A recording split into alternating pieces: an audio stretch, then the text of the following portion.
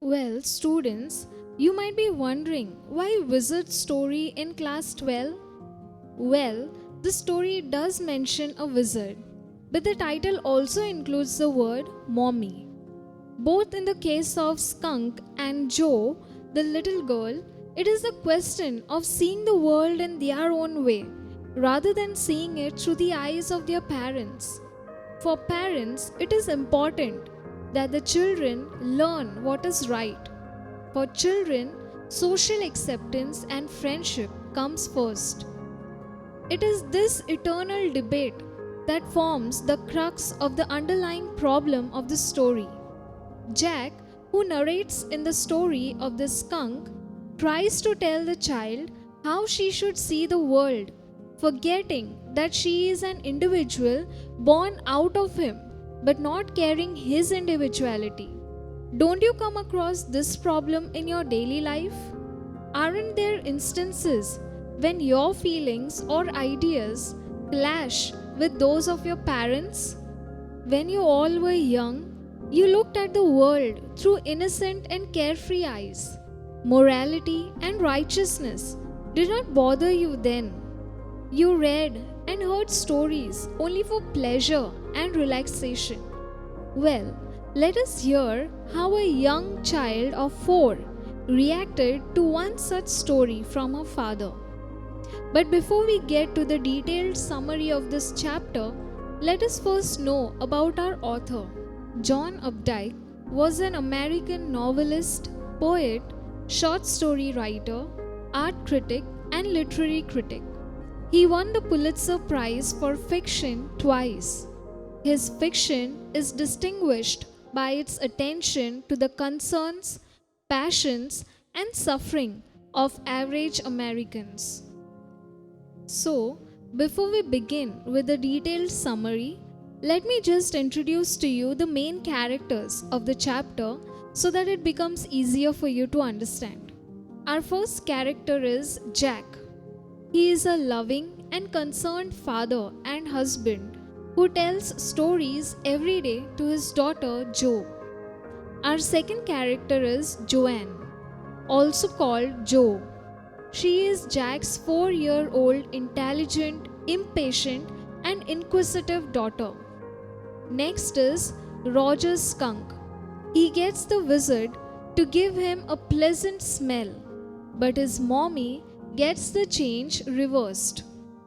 The last character is Mommy. She is Roger's mother who insists on having her way with Roger by forcing him to follow tradition. Jack, Joanne's father, told her a story every evening, and it had now become almost a custom. Jack started narrating stories to Jo when she was just 2 years old. Over the years, he had started to run out of ideas. Every story was a variation of the basic tale. A small animal, usually named Roger, had some problem. He went to the wise owl, and the owl advised him to go to the wizard. The wizard solved Roger's problem and asked for a fee. Roger didn't have the required amount, but the wizard told Roger where and how he could get the money.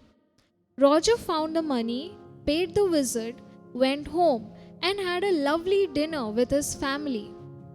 It was a Saturday evening and time for Joe's usual naps.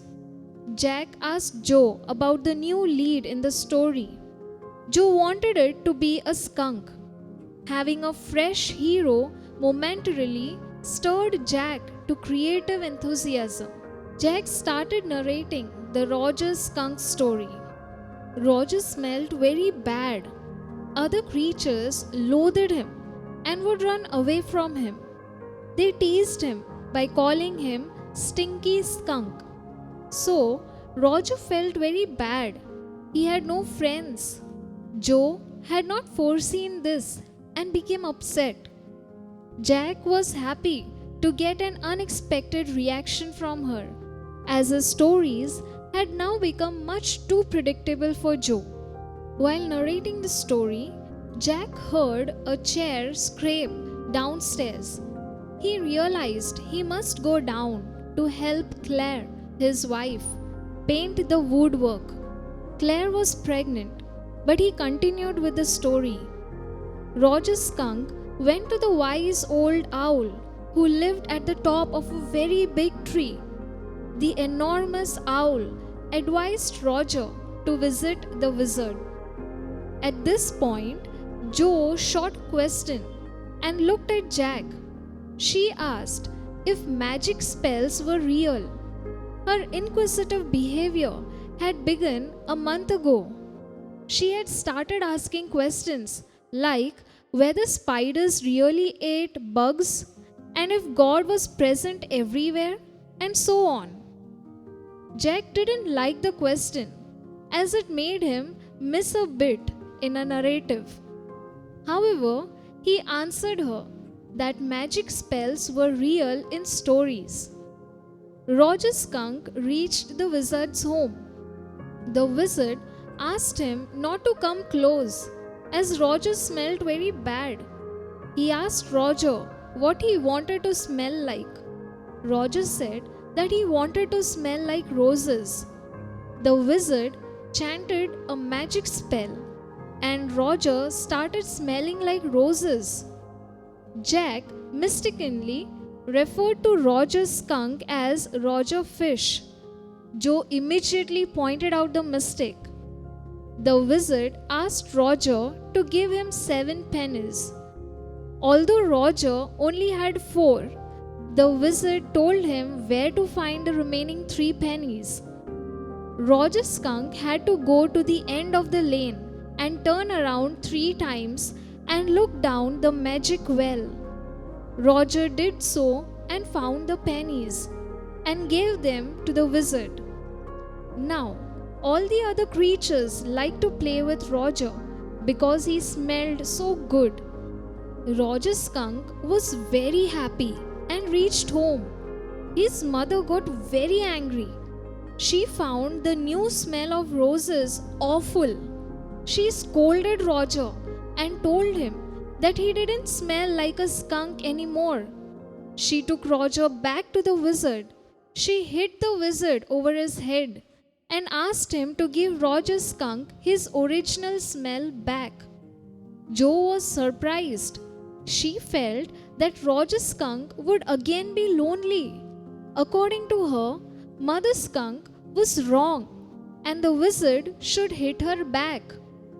Jack continued with the story. Both mother and son returned home. Mother Skunk was very happy because Roger smelled like a skunk again. Eventually, all the animals got used to this smell and didn't mind it at all. Jo still could not relate to the story. She called Mother Skunk stupid. She asked Jack to tell her a story in which the wizard hits Mother Skunk. Jack tried to reason with her and told her that Roger Skunk loved his mother very much and Mother Skunk knew what was right for her baby. Jack told Joanne to go to sleep and went downstairs to his wife. He felt guilty looking around at the work she had completed. He found himself stuck in an ugly middle position. He could not convince his daughter, and now his wife seemed to be upset with him. Towards the end of the story, we get a glimpse of the material tension between Jack and Claire. Though Jack watched his wife work, he did not help her. He felt that both of them were caged together. The male chauvinistic attitude of the father stands out for us to notice. Like the mother skunk, he seems to suggest that he knows what is best for his child. Here is the catch. While the mother skunk does what is right for her baby, the narrator of the story chauvinistically wishes to impose on his daughter what he thinks to be right. He fails to take into account her individuality. The story suggests that parents must be patient with their children. They must not try to impose on their children what they think is right. It is important for parents to coax their children, which means to persuade them to accept their matured and realistic view of the world over their own juvenile, which means childish and immature one. Parents must not force their views on the children in a chauvinistic manner. The story also delineates the struggle of a middle class family to find its value system where even sustenance is a struggle. This is a representation of the way in which the male psychic is reinforced by the patriarchal society of 1950s. Unsettling gender roles and perspectives are reflected in the story, where the couple finds itself trapped in a routine of responsibility.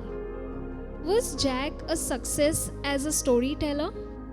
Well, it's your opinion. I would never impose my opinion on you. So, see you in our next session. Till then, stay home, stay safe.